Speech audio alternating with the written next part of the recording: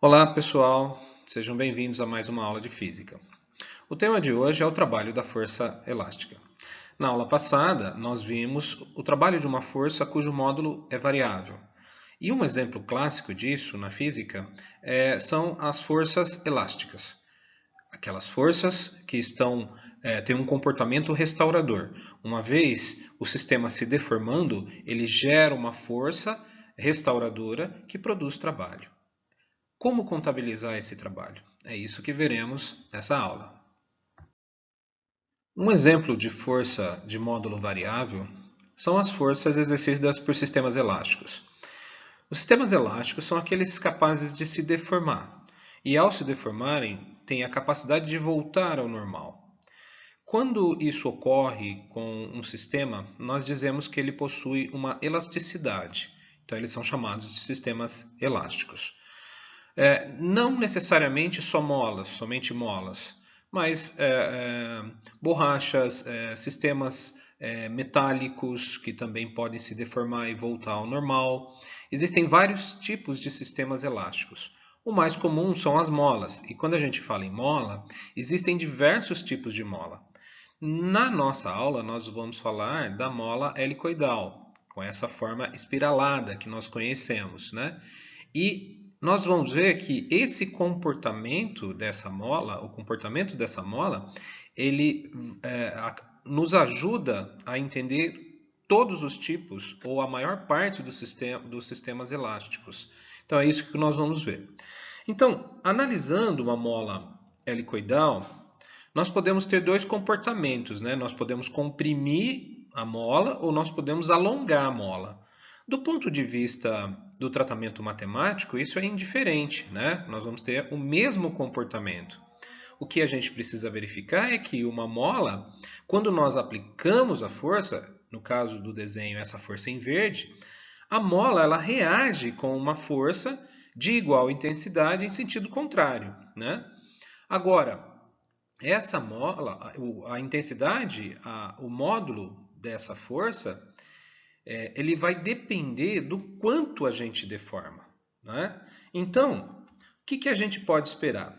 O módulo da força originada pela mola, ela é variável. Por que variável? Porque quanto mais eu deformar, seja alongando, seja comprimindo, maior será a força, né? Então, a gente diz que essa mola, que o comportamento dessa força, ele é proporcional à deformação provocada na mola.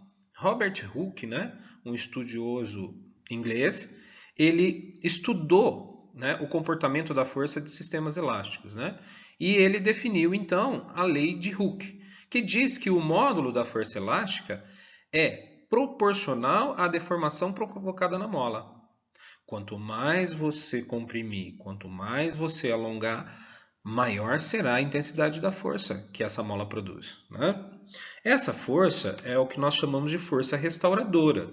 Por quê? Porque ela sempre vai tender a fazer com que a mola volte à posição inicial, seja alongando, seja comprimindo. Então, a gente diz que a força elástica, Fe, ela é K vezes X, né? Ela é proporcional a X. Quem é X? X é a deformação sofrida pela mola, né? É o quanto você comprimiu ou o quanto você alongou em relação ao comprimento normal da mola, né? E o K, ele é a constante elástica da mola, né? Ela tem unidades de Newton por metro. O K é um número que representa esse sistema elástico. É o quanto de força você faz para produzir determinado deslocamento.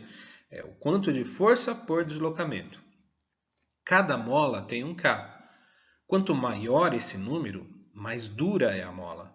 Quanto menor esse número, mais molinha é essa mola, né? É isso que nós temos que entender, tá?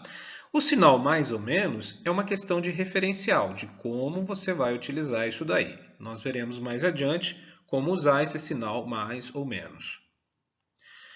Quando a gente coloca o comportamento da força elástica num gráfico de força por deslocamento ou por deformação, a gente vê que esse comportamento é um comportamento linear, né? Ou seja, o crescimento de x o crescimento da força acompanha proporcionalmente o crescimento de x. Elas são diretamente proporcionais, então o gráfico é uma reta, né? Bom, esse gráfico nos possibilita pensarmos em como calcular o trabalho dessa força elástica.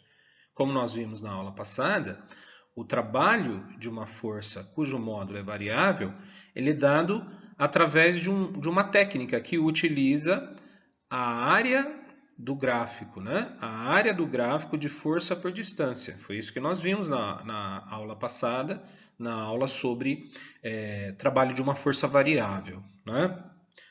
Sugiro que quem não viu, veja essa aula.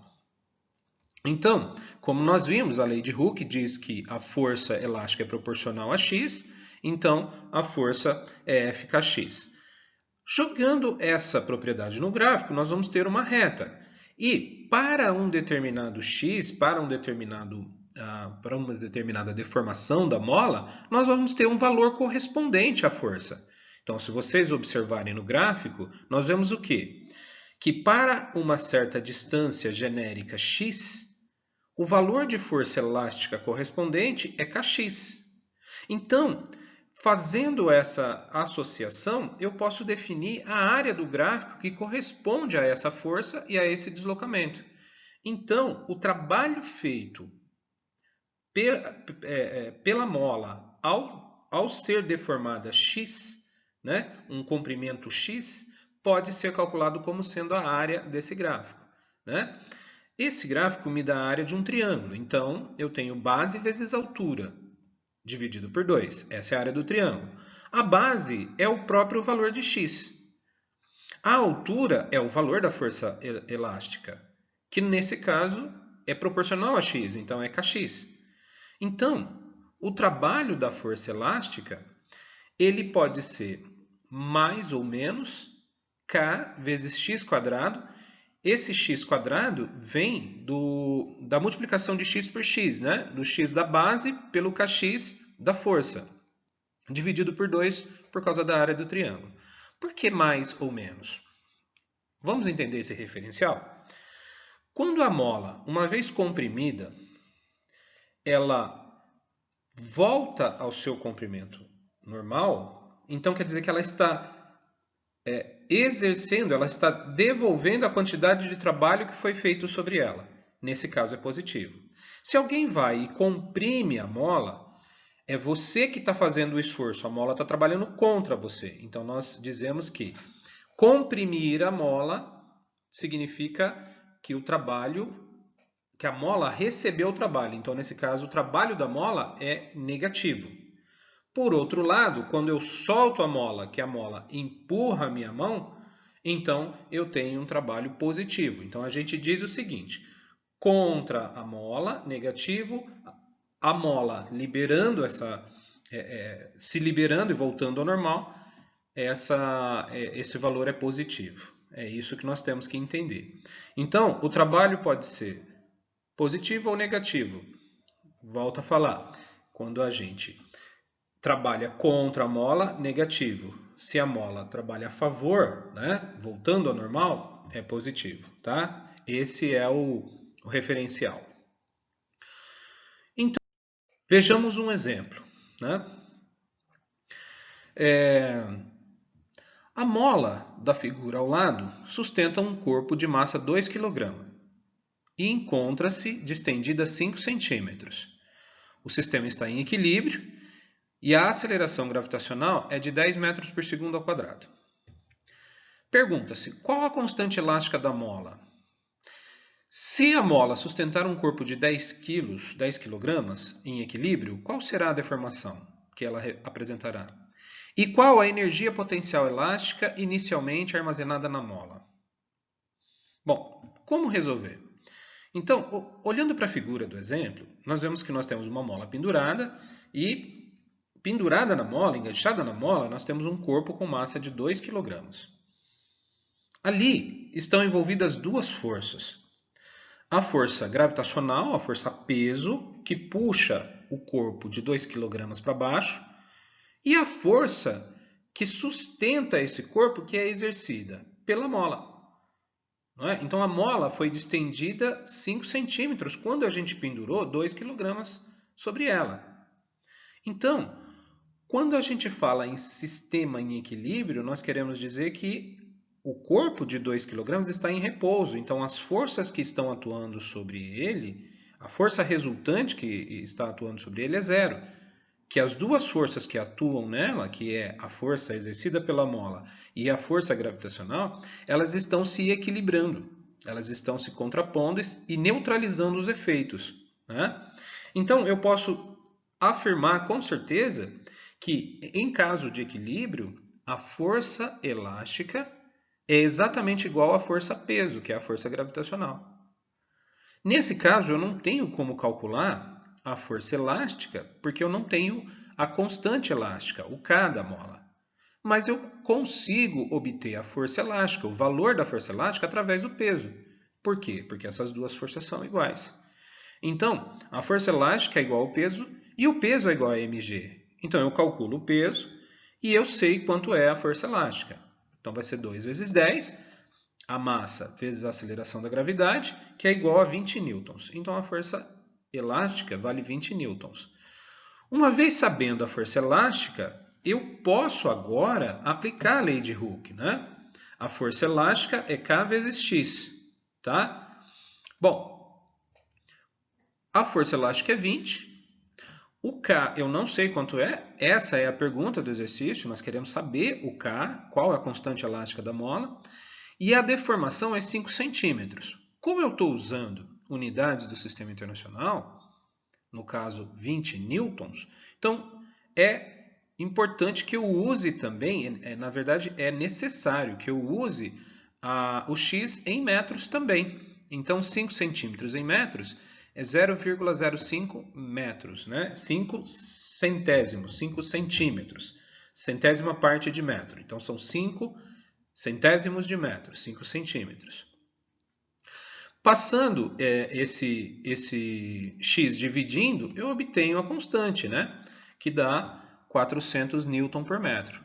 Então, eu obtive a constante elástica dessa mola. O que significa esse número? Significa que para eu deformar essa mola 1 metro, eu preciso de uma força de 400 newtons. Não é?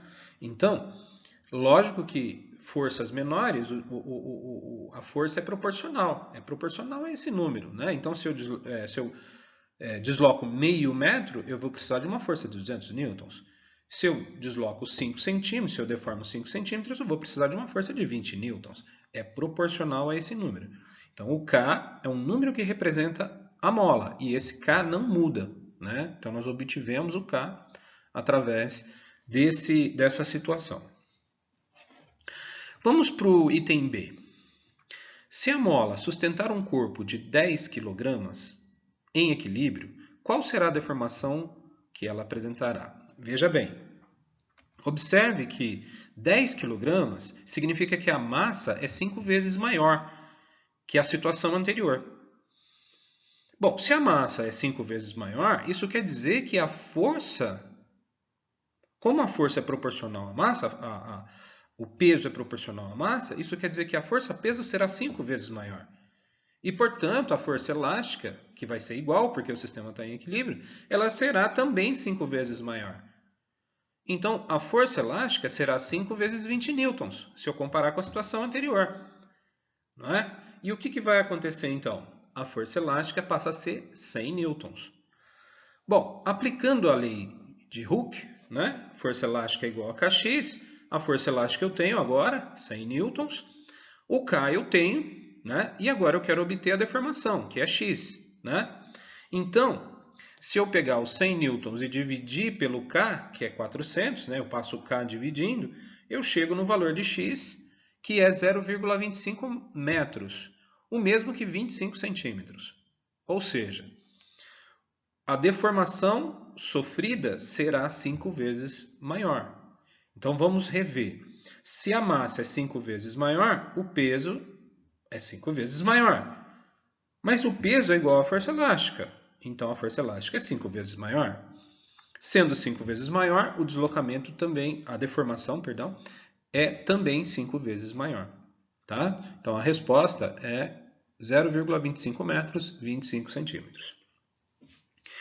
Já o item C, ele vai exigir de nós um pouquinho mais de conhecimento. Então, vamos a um pouquinho mais de uma matéria dentro desse exercício. Então, ele pergunta qual é a energia potencial elástica inicialmente armazenada na mola. Bom, pessoal, energia, ela é a capacidade que um sistema tem de produzir trabalho, né? Então, a gente precisa estabelecer a relação trabalho-energia. E para isso, a gente vai usar um teorema muito importante da física, um teorema importante dentro da relação trabalho-energia, que é o teorema da energia potencial. O que é uma energia potencial? Energia potencial é aquela que está armazenada e que pode ser liberada. Então, ela é uma energia armazenada num sistema, numa forma que ela pode ser convertida em outras formas, geralmente energia cinética. Uma mola contém energia potencial. Por quê? Porque uma vez que eu comprimo uma mola, eu armazeno energia nela. Porque eu liberando, ela vai produzir um trabalho para mim, né? Então, a gente diz que uma mola alongada ou uma mola comprimida, ela armazena uma quantidade de energia, né? Essa energia é chamada de energia potencial elástica. Tá? E o que diz o teorema da energia potencial, né? O teorema da energia potencial me diz o seguinte: o trabalho produzido pela força elástica é igual à variação da energia potencial elástica. Então vamos entender isso. Vamos imaginar que uma mola está comprimida. Então, se eu liberar essa mola, ela tem a capacidade de empurrar um corpo. Ela tem a capacidade, ao tentar voltar ao seu tamanho normal, ela tem a capacidade de produzir trabalho. Então, a gente diz que ela tem energia. Por outro lado, quando a mola volta ao seu tamanho normal, ela perde essa capacidade. Não tem mais essa capacidade de produzir, porque ela já voltou ao normal. Então, a gente diz o seguinte: quando ela estava comprimida, ela tinha energia. Quando ela voltou ao normal, não tinha mais energia. Então, houve uma variação de energia potencial elástica. Mas essa variação, o quanto de energia ela perdeu ao voltar ao tamanho original, é exatamente igual à quantidade de trabalho que ela produziu. Então, uma mola comprimida, eu ponho um corpo na frente e solto a mola. O que vai acontecer? A mola vai voltar ao normal e vai empurrar o corpo. Então, ela vai produzir um trabalho e esse trabalho é exatamente igual à quantidade de energia que ela perdeu, né? No caso de você comprimir a mola, então você está dando energia para a mola, né? Então, ao dar energia para a mola trabalha negativamente, né? Porque ela trabalha contra você, mas ela ganha energia potencial. Então, você força um trabalho contra a mola e ela armazena energia potencial. Então, você armou o sistema. É isso que quer dizer o teorema da energia potencial. Continuando, matematicamente, então, nós temos que o trabalho da força elástica é igual à perda da quantidade de energia potencial. Então, o trabalho da força elástica é menos delta EP. É menos a variação da energia potencial. Por que menos? Porque você perde energia, mas produz trabalho. Ou então você ganha trabalho, né? Ela faz um trabalho contra a gente, mas ganha energia. Então, esses sinais são trocados. Realiza esse trabalho, perde-se energia. Tá bom? Abrindo isso daí, nós temos que o trabalho da força elástica é igual à energia potencial final menos a energia potencial inicial. É a diferença entre as energias, tá? E lembrar que o trabalho da força elástica, ela é mais ou menos kx² sobre 2, que nós vimos nos slides anteriores. Continuando, vamos agora à solução do item C. Então, nós sabemos que o trabalho da força elástica ele é mais ou menos kx² sobre 2. Observe o seguinte: quando nós penduramos a massinha de 2 kg na mola, nós forçamos a mola a se alongar. Então, nós fizemos com que a mola fosse distendida. Então, a mola trabalhou contra, né? Ela trabalha contra, no sentido de o corpo quer descer, mas a mola está segurando. Então, a mola trabalha contra a queda do corpo. Então, esse trabalho é negativo, né? A mola está trabalhando negativamente. O K nós temos, a distensão da mola é 5 centímetros, né? Que convertidas em metros, 0,05 ao quadrado, dividido por 2. Como nós resolvemos isso? Primeiramente o quadrado, né? Então vamos lá. 400 vezes 0,025, observe o sinal menos na frente, né? Porque a mola está, nós estamos produzindo trabalho contra a mola, né? Dividido por 2. Fazendo as contas, 400 vezes 0,0025 vai dar 1, que dividido por 2 vai dar menos meio. Então, o trabalho produzido para alongar a mola é meio joule. Só que nós estamos vendo do ponto de vista da mola. Então, a mola trabalhou contra por meio joule. Tá? Aplicando o teorema da energia potencial, nós temos que o trabalho da força elástica é igual a menos a variação da energia potencial. Então, nós vamos ter, abrindo o delta, né, que o trabalho da força elástica é a diferença entre as energias, é menos a diferença entre as energias. Substituindo, nós temos esses valores. O trabalho da força elástica é menos 0,5, como nós já vimos, né, que nós calculamos, igual a menos a energia potencial final, né, dessa mola, menos a energia potencial inicial. Então, eu estou olhando para o movimento de pendurar o corpo. Antes de pendurar, a mola estava no seu comprimento normal. Então, a energia potencial elástica armazenada na mola é 0. Aí eu fui lá e pendurei o corpo. Quando eu pendurei o corpo, a mola segurou o corpo e fez um trabalho de meio joule. Não é? Então, qual vai ser a energia potencial ao final? Ou seja, quando a mola está distendida? É isso que nós queremos saber. Então, substituindo, né, distribuindo os sinais, o zero vai embora. Então, fica menos meio igual a menos a energia potencial elástica final. Então, a energia potencial elástica final é de meio joule e essa, então, é a resposta do exercício. Tá? Lembrando que a energia potencial, né, ela pode ser definida como sendo kx² sobre 2. Né? Observe que a energia é positiva sempre. Ou você tem ou você não tem. Não existe energia negativa em física. Né? Aqui, esse negativo é a variação. A variação de energia pode ser negativa, mas a energia é sempre uma grandeza positiva. Então, observe essa última fórmula. A energia potencial elástica é kx² sobre 2, que é igual ao trabalho. Né? Só que uma coisa é trabalho, outra coisa é energia. Elas estão ligadas. Quando há a produção de trabalho, há a perda de energia. Isso é que o teorema nos diz, tá bom? Então é isso. Obrigado pela atenção de vocês, mantenham o contato pelos canais disponíveis, bons estudos e até breve.